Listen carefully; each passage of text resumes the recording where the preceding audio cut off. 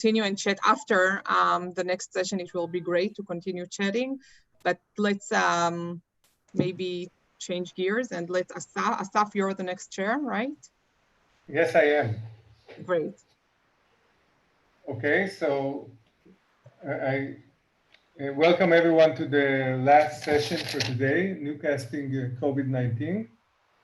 Our keynote speaker is Hal Varian. He's an emeritus professor in 3 departments at Berkeley: Business, Economics, and Information Management. Now he serves as the chief economist of a company you might have heard of by the name of Google, and he published numerous papers in economic theory. He will speak for 30 minutes about using machine learning and proxy questions to nowcast COVID-19, and I'll present our next speaker after Hal is finished. Thank you. Hal, please. Okay, thank you. Can everybody hear me? Yeah. Yes, nodding, good. All right, so I'm going to talk. Let me put my slides up here. Let's see what I do. Whiteboard, here it is, nowcasting.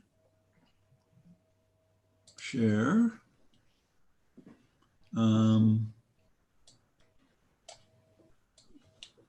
Are you seeing it? Not really. Okay, let me see here. Oh, now we are seeing it, yeah. Now you're seeing it, okay. So I'm going to go to present, nowcasting.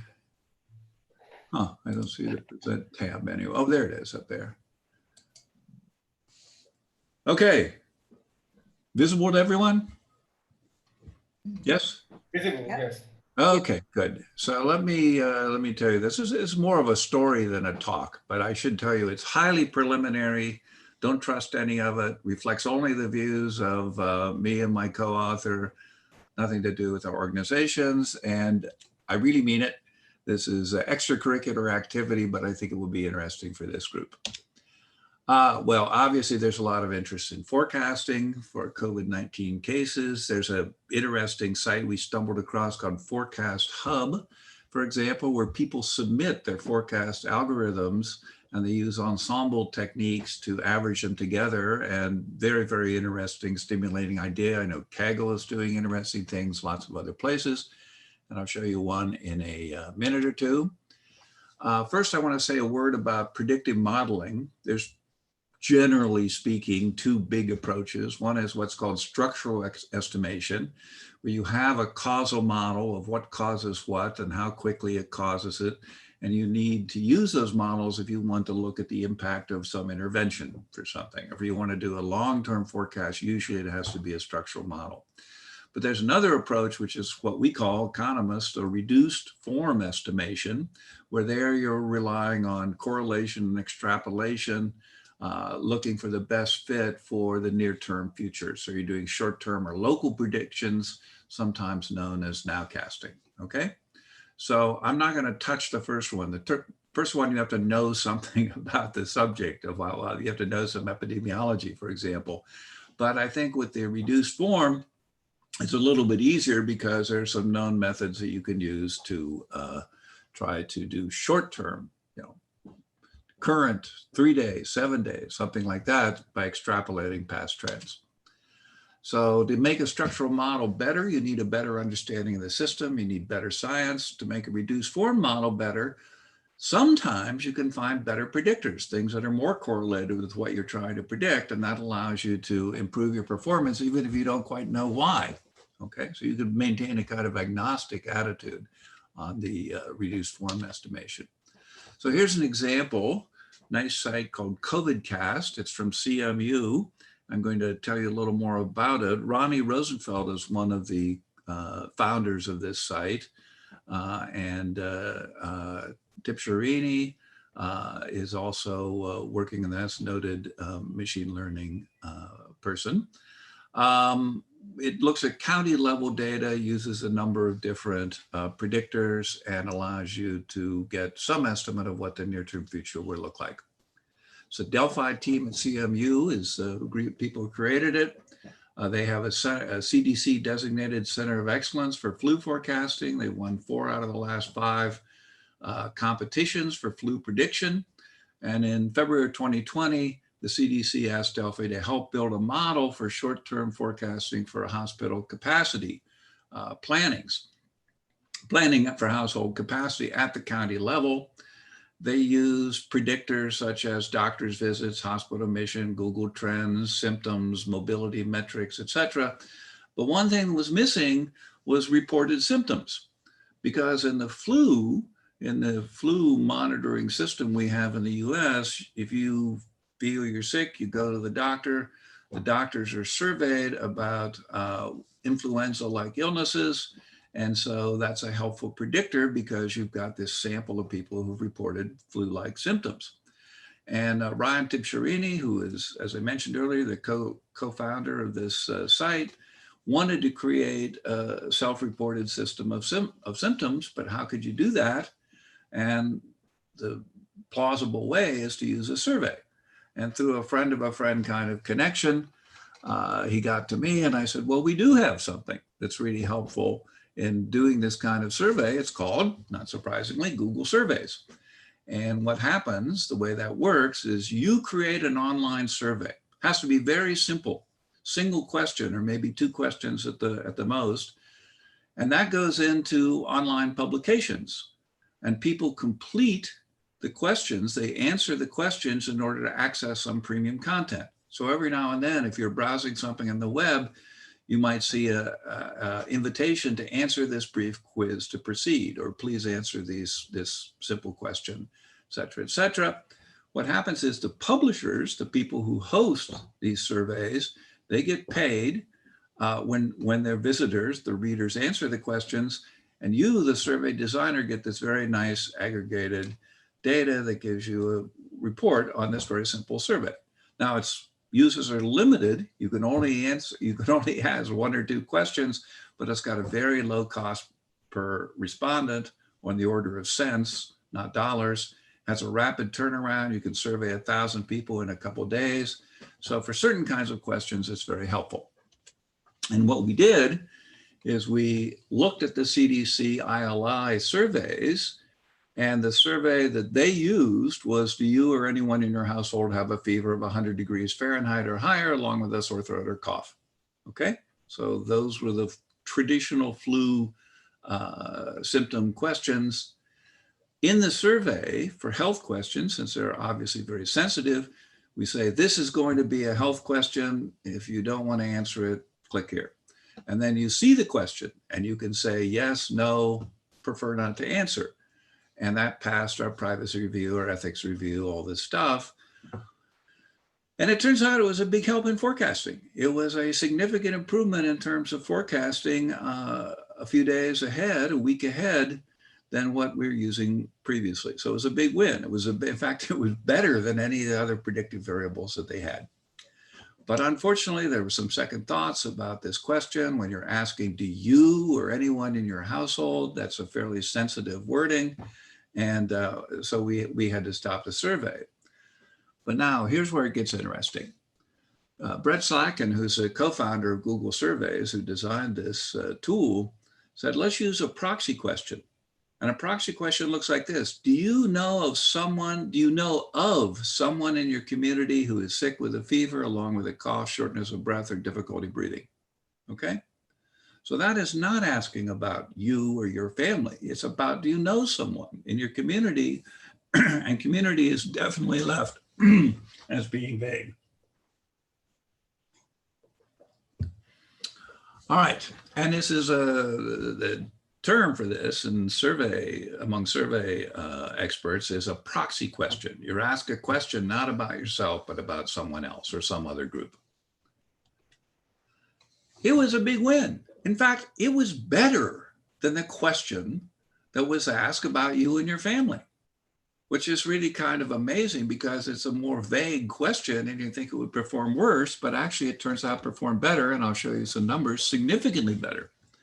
And when you dig into this proxy question issue, it is relatively commonly used for sensitive topics like health and finance and so on. And when you think about this problem, the individual data is kind of a nuisance. We don't care about the individual data. We care about the prevalence of the disease in the population. And people may feel more comfortable responding. We're looking into that now. Its cost is much lower and its accuracy tends to be higher, especially when you have low probability events. So suppose you were going to run a survey about how many people are shopping for a new car.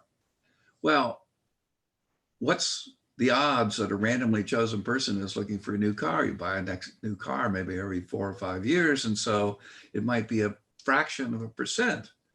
But now you say, do you know of people in your community that are shopping for a new car? And in that case, you're effectively enabling the respondents to report on a broader set of people. And actually, again, you can get more accurate answers by loosening up the statement of the survey question. And you don't really need to care about what the proxy question is measuring if it increases the performance of your predictive model. So you can check and see, ask this question, ask that question, see which one is the best predictor of the outcome in which you're interested, whether it's buying a new car or whether it's reporting COVID diseases. So think about a question like, do you wear a face mask? That probably would not pass the hurdle in terms of privacy issue. But what fraction of the people in your community are wearing a face mask? That's fine in general. So it may well be that the second question is a better indication of what's actually happening than the first question, okay? And it's potentially promising for certain sorts of questions. I never knew anything about this topic until we kind of stumbled into it, but it turns out I think it can do a lot of useful things, particularly because you can preserve privacy and gather more accurate, potentially more accurate, more predictive information. Okay, so let me go into what we actually did, and I'll describe this performance improvement in a couple minutes. We had daily county level data on predictors like doctor visits, hospital admits, and so on. And we had the survey data for confirmed cases. Okay, so the answer to the proxy question I described earlier. The answer is yes, no, or prefer not to answer.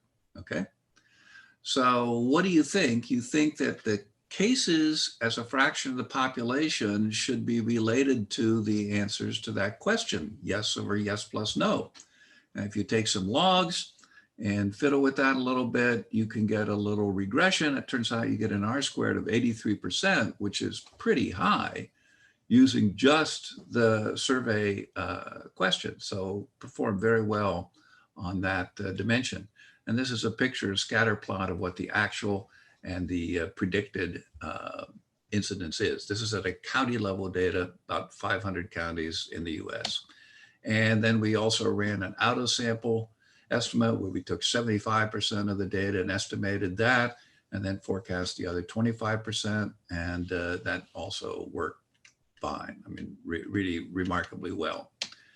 And if you look at how well we did relative to the previous question, when we asked you or anyone in your household, the R-squared there was about 60%. If we put the household question and the community question both in the survey, it went up to 78%.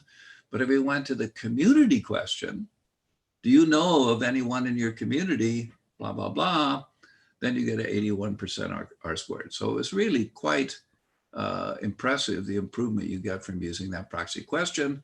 And my view is it's particularly helpful in these sorts of issues where there's a rare occurrence, whether or not somebody's showing these symptoms, and there's also a significant privacy issue. So not a panacea, of course, it's just another tool in the toolkit, but it looks like it's a pretty useful and robust tool. Okay, let me tell you a couple other things we did just along the way. There's a nice site out there called County Health Rankings and Roadmaps. And this has, I think, 2002, oh yeah, there it is, 2002 health indicators for 3,218 counties in the US. Of course, there's incomplete data for some of those 3,000 counties, and the most useful results come from looking at the top 60%, which is, sorry, the top 600, which is about 75% of the US population. And here what you could do is you can look, use statistical techniques to try to find what the highest correlations are between the health indicators and the counties. Now, I'm being kind of loose in that terminology, but I'll give you an example to show you what I mean. So this is a model, it's called the spike and slab model, where it chooses predictors that give you the best prediction of the outcome which you're interested in. These predictors might be positively correlated with what you're trying to predict, or they might be negatively correlated. So the positive are white bars and the negative are black bars. And so these are showing you the characteristics of the county population that are in fact predictive. No causality here, just prediction. But of course, they give you a little hunting ground where you can try to look at what the causal relationship might be. Well, here, for example, you're seeing that for predicting the confirmed cases, the ethnic composition is important, the Alaska Native, American Indian, Blacks, and so on. If there's a high prevalence of flu vaccinations, percent Asian, and so on. So this is the most important, I put that in quotes, the most important predictors of the incidence of these confirmed cases. And if predicting deaths, it's a little bit interesting. It's a little bit different. Food insecurity, driving to work alone, percent Asian, income inequality, and so on. So I'm sure you've seen a lot of this stuff anecdotally in the newspaper reports, but this is where those kinds of statements come from, using these statistical models that help you find the predictors that are the most useful in this context. Now, the next thing you can do is you can look at time series extrapolation. So this is, again, just to reemphasize what I said earlier, we're looking for short-term 3-day, maybe 7-day forecasts. You want the term to be long enough you can actually do something, like expanding the hospital capacity, but short enough that it's going to be closely related to what you're seeing now, hence the nowcasting term that I mentioned earlier. So here's a picture of the UK. I switched to the aggregate level. The actual cases are up there in the top box. The seasonality is just the weekly pattern, day of week effect. This is all daily data. And of course, presumably the disease doesn't know anything about days a week, but the data is collected on certain days a week, and it may not be collected on the weekend, and you're getting this kind of pattern that you see in that diagram. And sometimes it shows up and sometimes it doesn't when you look across countries, because it depends on the data collection infrastructure. And by the way, the data for this is still very bad. It's very noisy data. So you do have to take a lot of this with a grain of salt. There's what the trend looks like. And then down below are the residuals, the difference between the fitted variables, where you're including seasonality, and the actual outcome. Now, if you run what's called a lag plot, so we look at how well today predicts tomorrow, that actually looks pretty good, because it looks like today's performance is going to be somewhat predictive of tomorrow or 3 days from now. And so the simplest possible model you could use to describe that relationship is to forecast tomorrow based on today. So you just say, my guess for tomorrow is whatever we saw today. And that would be appropriate if the data were a random walk. Turns out that's a characteristic of random walks, that the best predictor of what will happen in the next time period is what happened this time period. Now, obviously, that's a very naive model, but you would use that as a base model to see how much you can improve on that one step ahead forecast.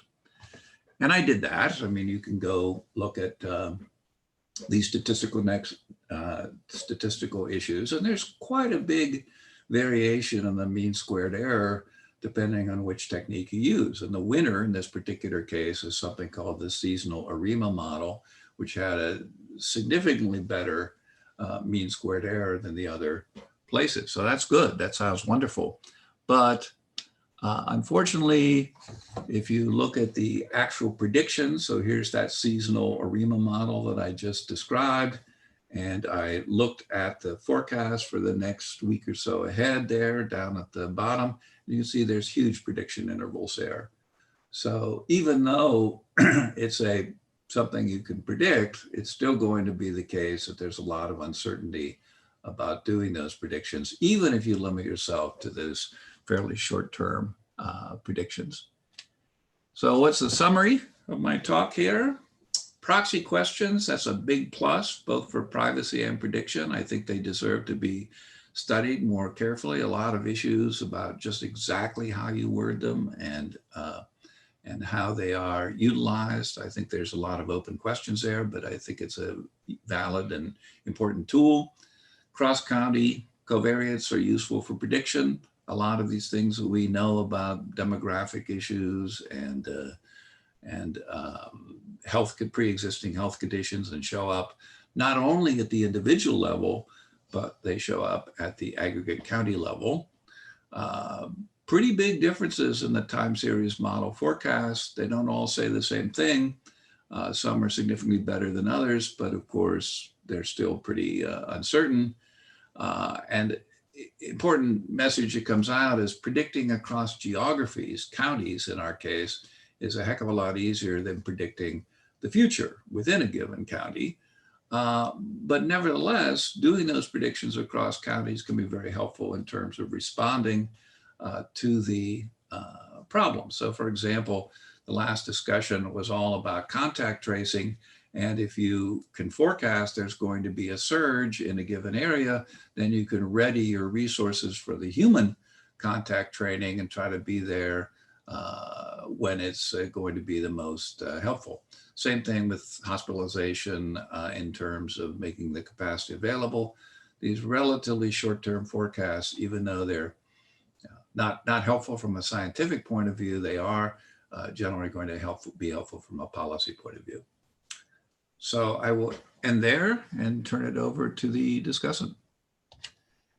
Oh, thank you very much, Hal. I mean, in the meantime, we'll have the Q&A after Michal's talk, but you're invited to take a look at the chat, and I guess you could see some of the questions that people may ask you later on.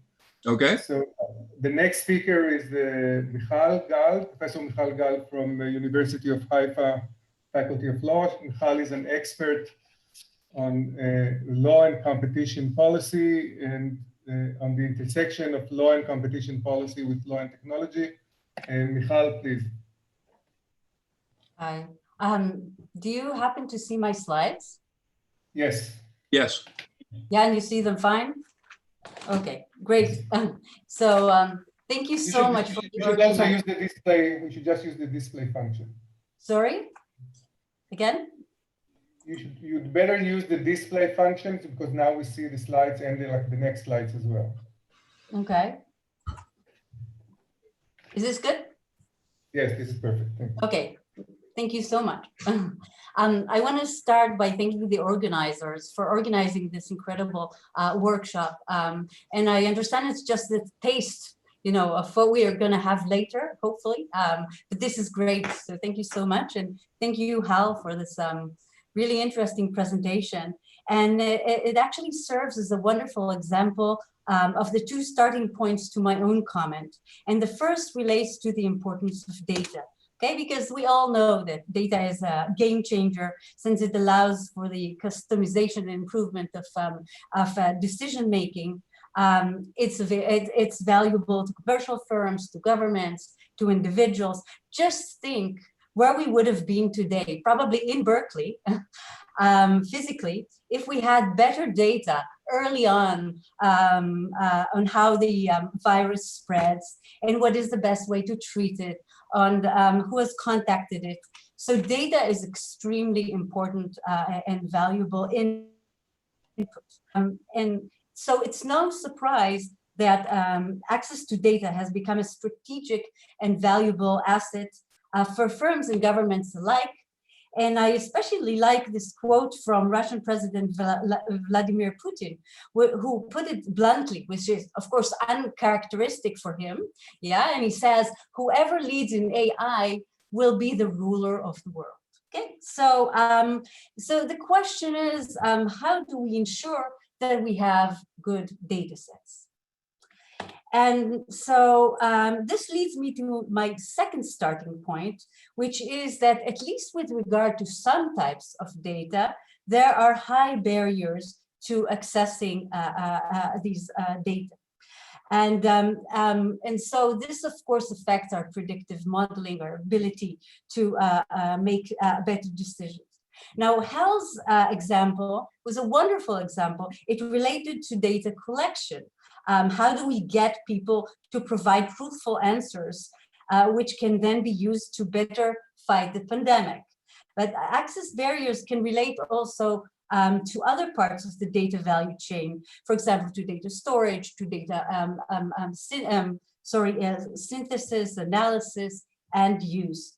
And such barriers can be of many kinds. It can be behavioral. Once again, I think that the Hal's wonderful talk is a good example of a behavioral barrier to collecting data. They can be technological. For example, if you need a unique access point in order to get certain types of data, for example, on the effects of certain posts on users' emotional status, they can be economic. For example, when the collection of certain types of data is very costly, because it might be a side effect of a very costly activity such as oil drilling. And you get geological information, but it's a side effect. Such barriers can also be legal. And I would like to focus on this part, on the legal barriers, because I think it's one of the most important points where law and computer science meet. And this is part of what we're trying to do in this workshop.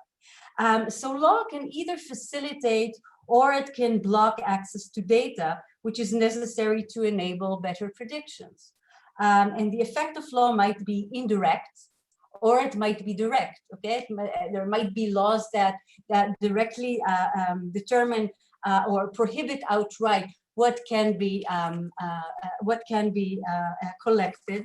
But more interesting, of course, are those instances in which laws and regulations affect the availability of data in indirect and subtle ways that we do not always realize.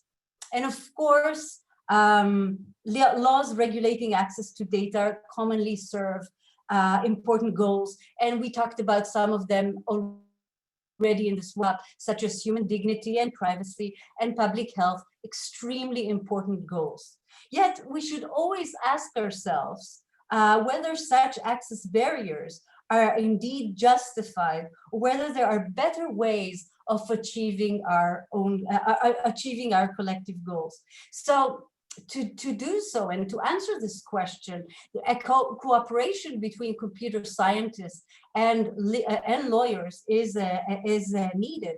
And this goes along what Katerina suggested, in the previous session, that data scientists and computer scientists should inform lawmakers of what types of data are necessary in order to create better predictions, and also what kinds of technological solutions can be offered to some of the problems that arise that the law tries to remedy. Okay, and what lawmakers should then do is attempt to strike the correct multifaceted balance given all these important inputs. So to drive the point home, okay, let me give you 4 examples of how laws affect access to data, and thus they affect algorithms and predictive modeling. So the first one is relatively simple, and this is actually a positive example. This is law that increases access to data and actually can increase social welfare as well.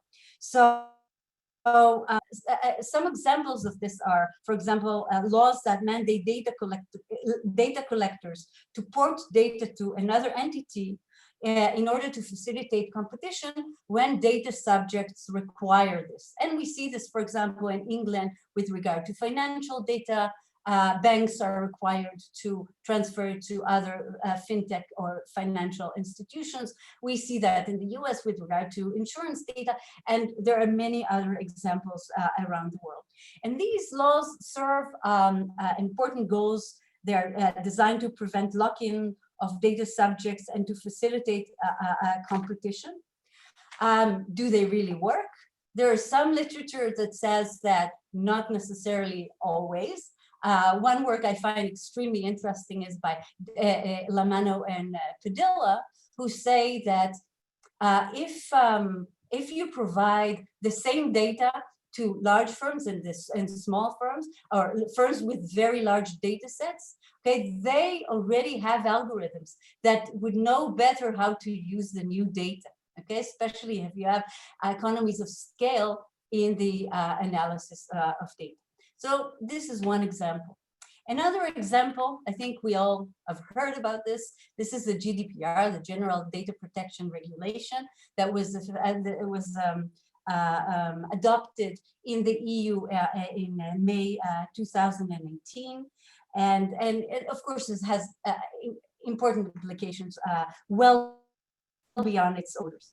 So the GDPR was designed to limit harm to human dignity by harmful use of private data.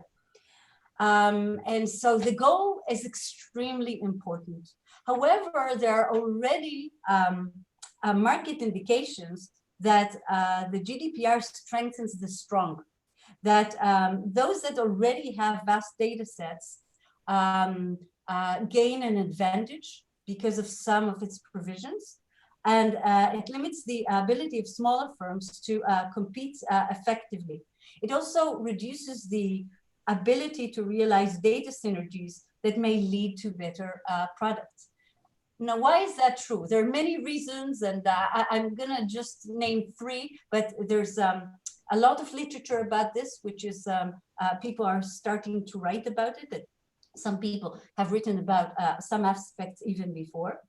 So one of the arguments is, of course, the privacy paradox, where users claim that they place the high value on privacy, but in practice, we see that they are willing to provide it for extremely small benefit. And why is that important? Because the GDPR is based on consent, okay? It's partly based on consent. So if the data subject consents to sharing the data, collecting the data, using the data, that's fine.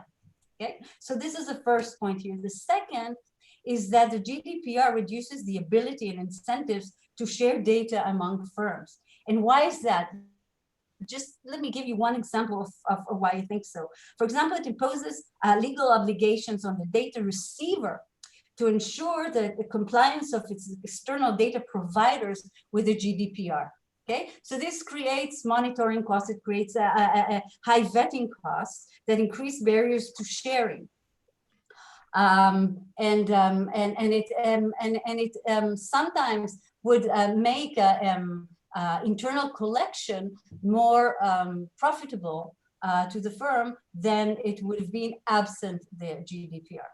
Also, there's some work by Campbell, Goldfarb, and Tucker, which has indicated that when privacy concerns are acknowledged, data subjects tend to give consent to collecting their data to diversified and to large firms that they already know, rather than to newcomers. Now, why do we care about these cumulative effects? We care because they create higher concentration levels in markets for data. They might strengthen some data oligopolies. And also, you know, there have been a lot of reports in the last 2 or 3 years about the digital economy and how we can balance, you know, the power and introduce more competition. And all the reports talk about data pooling, okay? If you have small firms or medium firms that each has their own data set, the ability to combine would create larger data sets that would enable them to compete. However, if we have laws that reduce the incentive and the ability to share the data, then this is no solution to the concentration problem. Also, it leads to less active data markets and less synergies among firms. Third example, Computer Fraud and Abuse Act. This is an American act. It's a federal US law which makes it illegal to access a website without authorization and obtain information, even if it is accessible to the general public. In other words, it provides the website owner the power to decide who can access the information, even if it is generally open to the public.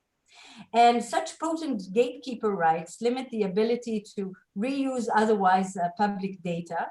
For example, this was used or invoked in order to suppress users from transferring their own self-created content to competing services, or to restrict price comparison tools from gathering the necessary information. So why do we care? We care because it obstructs data flows, and it might be used strategically by firms to limit, once again, data flows and to create data-based or to entrench data-based advantages. What can be done? This is in front of the Supreme Court right now in a case involving a small startup, HiQ, and there's also a law, the Access, it's called the Access Act, which is now being considered, which might limit harms by mandating large platforms to allow people, whether directly or through intermediaries, to download their data and transfer it to another. And the important part here is the intermediary, okay? And we can talk about it later. Finally, last example, data standardization. Final example involves a case where regulation should be added, where it does not exist right now, or it does not exist to an efficient extent. And the need for data standardization comes partly from the vast amount of data that we have around the world. Some people talk about 43 billion exabytes. Now, it doesn't, to me, it doesn't mean anything. So I looked at, ways that people have described it, and some attempts to characterize it resort to stacks of reports which reach from the Earth to beyond Pluto with all this data, if you can imagine. This I can imagine. Much of the data is collected and organized in a system which is largely distributed. Now, this implies that those who collect the data or have the data are not necessarily the ones that can benefit from it most, or that the only ones that can benefit from the data, okay? So an important thing is to allow data interoperability, data portability. Interoperability means that we can combine different data sets.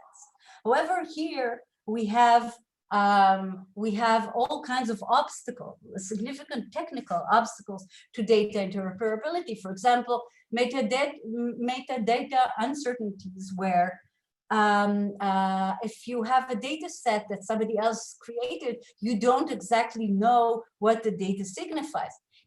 You have transformation obstacles, where the data cannot necessarily be combined because it relates to different factors that cannot easily be added into the database. And of course, there's a problem of missing data, because I did not know that you would need this kind of data and not other types. So data standardization can, by which I mean setting standards that relate to the data value chain, can reduce some of these problems. Just an example here, reduce the missing data problem by setting data standards for data collection. The National Coordinator for Health Information Technology, for example, sets standards for the collection of observation regarding patients' allergies in order to enable such learning and predictive learning. So in some cases where we cannot rely on the market, okay, there is a role for government in order to at least think whether we need standardization, who is the best facilitator, and maybe assist in facilitating, even if it's the players in the market. Bottom line, so law shapes access to data, and it might have significant effects on algorithmic learning, So we should talk with each other. Thanks. Okay. Thank you, Michal. This was very interesting. And also you can take a look at the chat and see that, I have many replies. So we have 20 minutes for questions. I'm going to start with a question for Hal from Michal Feldman. And if you want to ask questions, why don't you just use the chat to let me know, or otherwise I'm just going to call on people from the chat and so far. Michal, please. Okay, thank you. So Hal, this question was raised by me and by other people too. This is a question of how do you deal with overcounting? So the example I have is in mind, suppose we are all people in this room are asked how many people around you are chief economists for a company bigger or equal than Google. So it seems to me that the performance of proxy questions really depends on the type of question and the type of the community. And my question is whether there are techniques to address like the overcounting problems and other problems that come to mind by using proxy questions. Right. So remember, what we're trying to do with this answers to these questions is to predict some other variable, the confirmed cases of COVID-19. And we don't really care if we're overcounting because the statistical regression, the statistical model we're using will adjust for that. So it's certainly true, you're absolutely right, that the efficacy of this approach is going to depend significantly on the kinds of questions that you're asking. But if you stop and think about it, think about a question. Most people in my community wear a mask when going to the supermarket. Now, that question would probably be helpful in predicting the incidence of COVID-19, right? So is it an overestimate? It would be an underestimate. What does it even mean to be an overestimate or underestimate? The question is it predictive? Does it help doing the prediction? And I think earlier somebody said, well, when I posed the question, I said, do you know of someone who has this? Not whether you personally know them.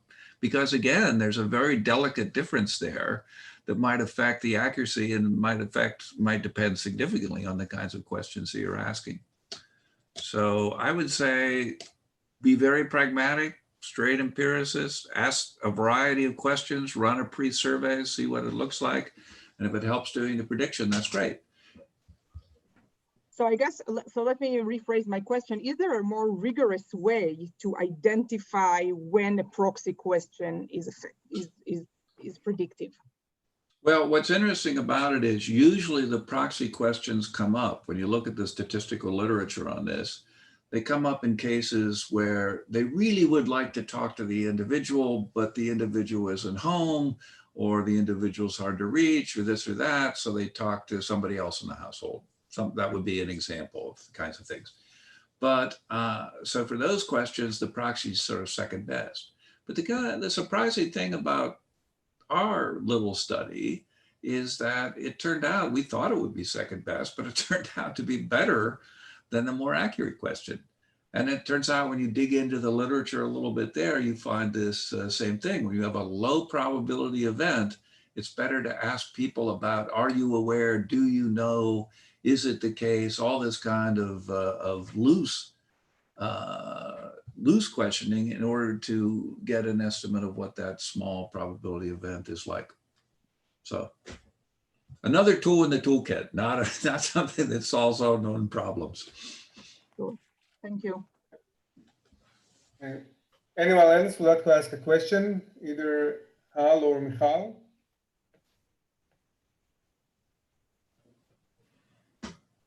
I'll answer one of the questions. They said, how do you reach, what about small communities that are hard to find? Well, this is one of the issues that comes up when you look at county data, because there are counties with millions of inhabitants. And I think the smallest county has 80 inhabitants. It's a little county in Hawaii. And it's very, very difficult to deal with those sparsely populated places. First of all, they're inherently going to be different because of the sparse population. but second of all, they're going to be noisy because there seem to be rather special communities, and we can't do anything about that, really. Yeah. Asaf, if you'd like, I can answer some of the questions in the chat.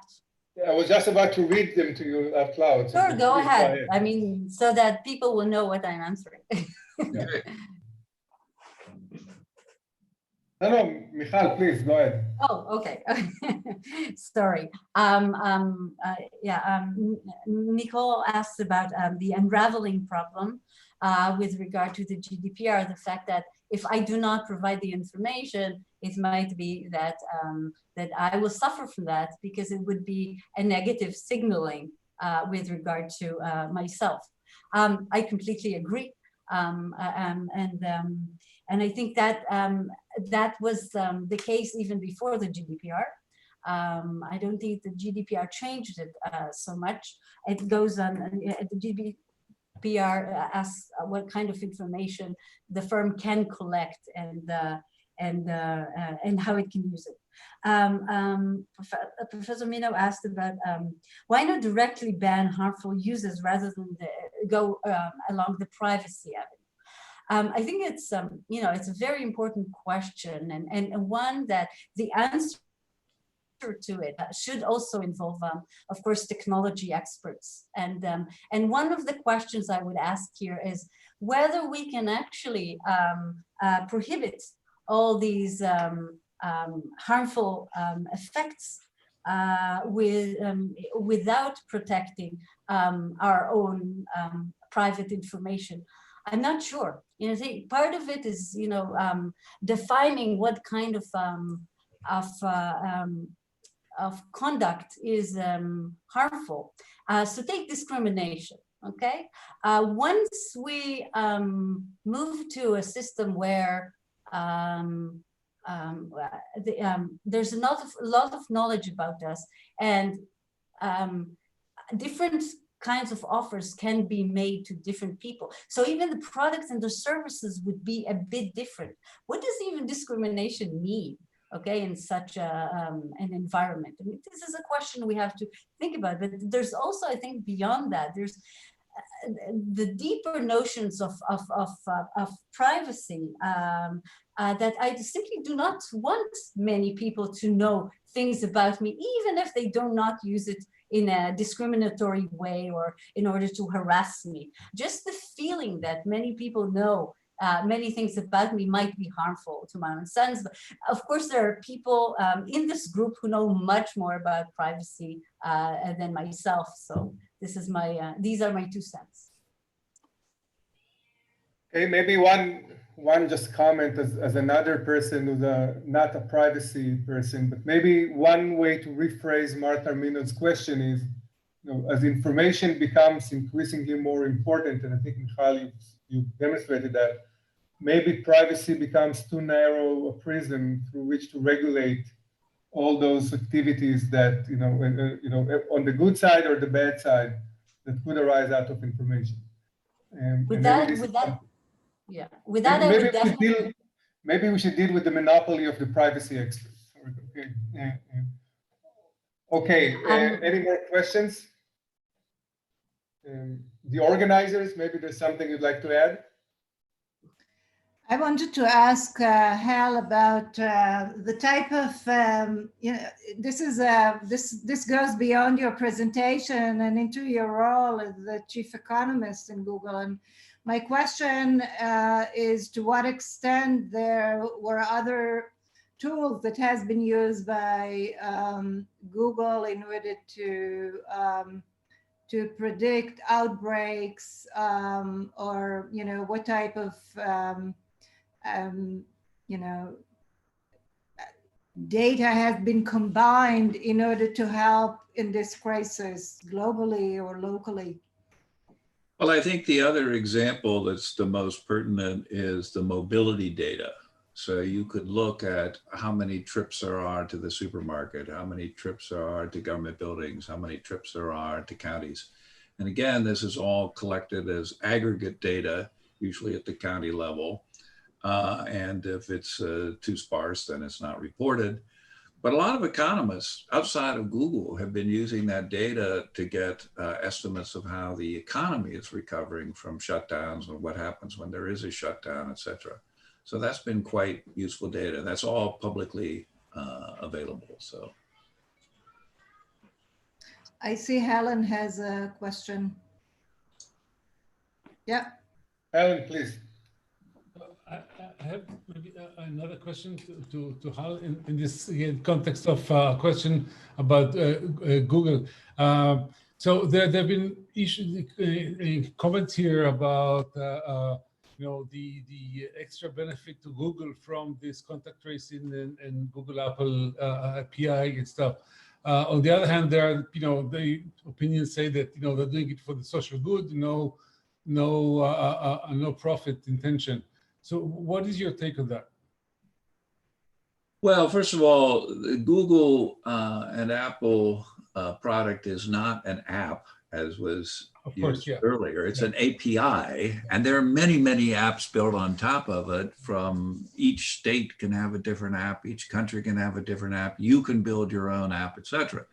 What it's really doing is it's helping, as you heard, this protocol for having quite private contact tracing without revealing a lot of data, and it's a modification of the operating system to preserve battery life and a few things like that. So it's really pretty technical in terms of what it's doing, and I would suspect that it would be turned off once the problem abates. Now, I don't know, there could be mutation and all sorts of other things. So there might be different degrees in which you would do this, but I can tell you it certainly was not motivated by any kind of profit motive. And I don't see how you would possibly make profit off of the API anyway.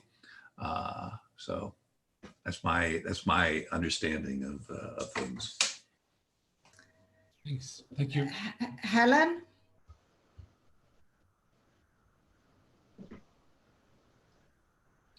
She may be muted. I think you're muted. We cannot hear you.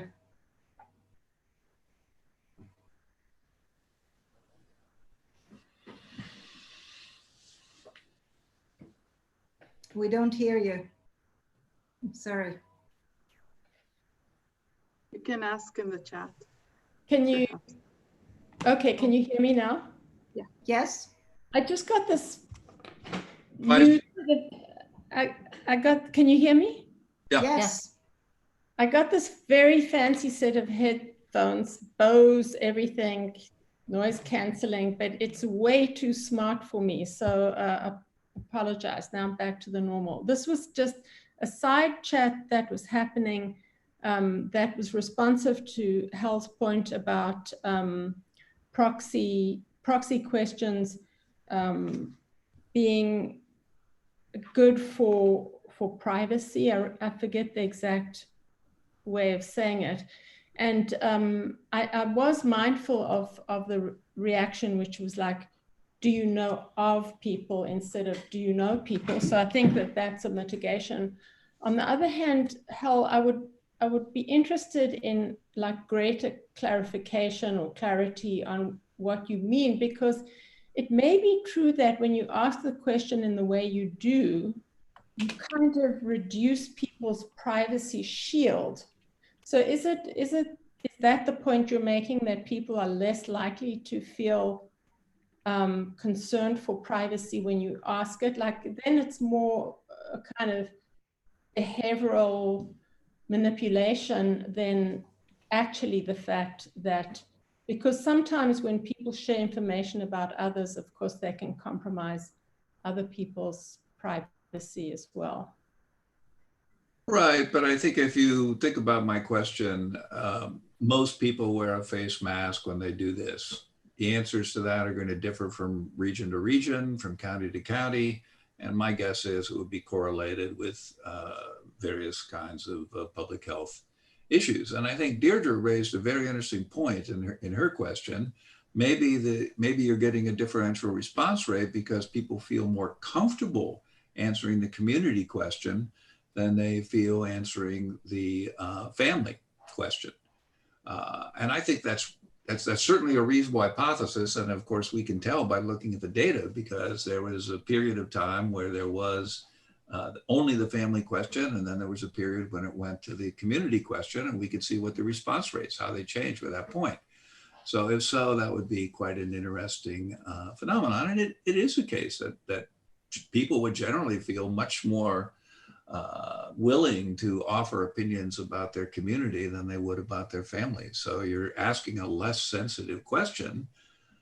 I believe most people would agree with that statement, but the big surprise is it's less sensitive, but it's actually more predictive, which was a surprise to us, that's for sure. So it's not a surprise to me. Like, if you look at the history around kind of public health endeavors and the relationship between kind of the sensitivity of the ask and the kind of utility of the data, you see this happening in all different ways. One of my favorite examples, when they were trying to make sure that people weren't donating blood that had HIV in it, they all of a sudden had to realize that having a human ask somebody in a workplace a set of questions about sexual behavior, probably not going to get great answers. Having a human, even not in the workplace, ask a set of questions wasn't really useful. Having a little thing at the end of the form that said, if there's any reason that we shouldn't give your blood to another human, please check this box, was a really useful tool for weeding out any HIV positive blood, because people didn't have to explain why. They didn't have to disclose any sensitive information, but they were able to disclose the fact that they thought that their blood presented some risk, right? And really understanding, and it was like privacy from whom, right? Privacy from your colleague, privacy from the nurse who was asking the questions. These things really matter in like the design of the system. But I don't. One of the things that's of interest about Google is that people ask questions of Google that they would never ask of a person. And those questions could be very, very important, like sexually related questions and so on. And that's held up in the research literature too, around kids and sexual health. I haven't looked at it recently, but same thing. I don't think that we should merge together the ability to extract information from people and whether you're respecting privacy, because you can certainly trick people into feeling more comfortable about revealing, and you still have to ask the question of yourself, whether that's an acceptable question to ask in extracting that information from them. I think there are two, and maybe Kobe had mentioned, really, there's the ethical question, and then there's the behavioral manipulation. Deirdre, I think we're in agreement on this, but yeah. Yeah. I was suggesting that it's a useful hypothesis potentially for why you get better data, not that it is a good practice, although you might think as a public health official, like we might decide collectively that it is both privacy protective and consistent with the function of the public health system. So it might be that we choose it for that reason. Yeah, but of course there are also completely innocuous questions that don't have a privacy component, like, are you in the market for a new car? Where they have used this. That was one of the examples from the proxy questioning. If you rephrase that question, do you know people that are in the market for a new car? You can get a better estimate of what the aggregate behavior looks like. In fact, I want to go back to what I said at the very beginning. For a lot of these questions, you don't want the individual response. You want the aggregate response. That's what we're interested in measuring in economics in most cases. And all those individual responses are just a nuisance. So you want to try to get rid of them and then ask something that's actually relevant for looking at what the macroeconomy might be doing. So there's one more question, but we're out of time. So I'll leave the decision to the organizers to decide whether we want to continue or not. Let's take the last question and then we conclude. Okay, so Elliot wanted to ask one quick question. Elliot, please. So it's a question for Hal. It's a real quick question. It was really interesting to me that you indicated that before you got to the proxy question, you had a question in a survey that was very good. It passed ethics review and privacy review. I'm really curious. I was on the accountability and transparency panel. Is anyone from outside Google serving on either of those panels? And do you publish any discussion or the decision or the analysis as part of the path towards that?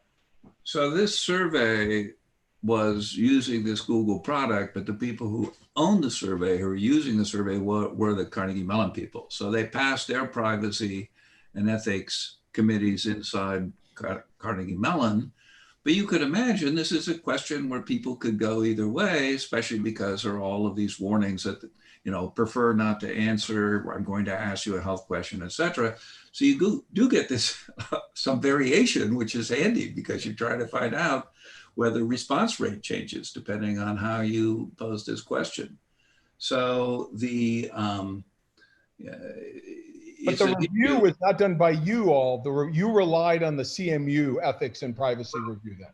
So what happens is there was this question of should we ask this question or should we not?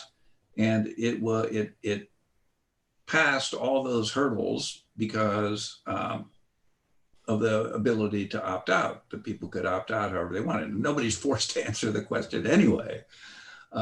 So we did a cursory, we did an internal review on those issues as well. So, but all right. Okay, I think we're out of time.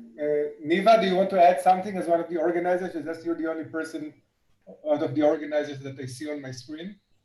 No, I guess for those of us at the other side of the Atlantic, I wish us good night. And for those of you who still have the day ahead of you, enjoy the rest of the day. And we will thank you everyone for a great discussion today. And we're going to meet tomorrow at 8:30 for discussing the social justice and ethical aspects of AI.